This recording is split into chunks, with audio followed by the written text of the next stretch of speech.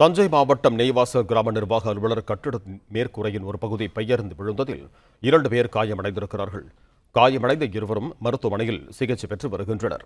இதுகுறித்து கூடுதல் விவரங்களோடு இணைகிறார் எமது செய்தியாளர் ராஜா. வணக்கம் ராஜா, உங்களிடம் இருக்கும் தகவல்களை சொல்லுங்க.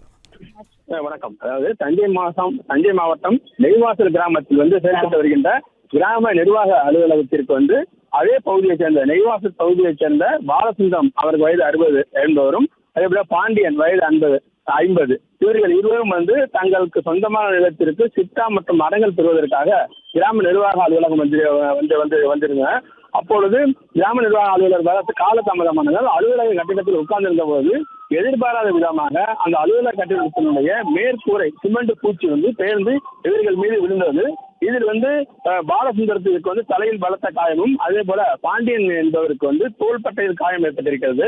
காயமடைந்த இருவரும் உடனடியாக தஞ்சை மருத்துவக் கல்லூரி மருத்துவமனைக்கு 108 ஆம்புலன்ஸ் மூலம் அனுப்பி வைக்கப்பட்டனர். அங்கு அவருக்கு சிகிச்சை அளிக்கப்பட்டு வருகிறது. இந்த விபத்து தொடர்பாக ஒரத்தநாடு போலீசார் வழக்கு பதிவு செய்து விசாரணை மேற்கொண்டு வருகின்றனர். நன்றி ராஜா, உங்க தகவல்களுக்கு. பிளே ஸ்டோர் மற்றும் ஆப் ஸ்டோரில் இருந்து பாலிமர் செயலியை QR கோடு மூலம் பதிவிறக்கம் செய்யுங்கள். செய்திகளை உடனுக்குடன் பெறுங்கள்.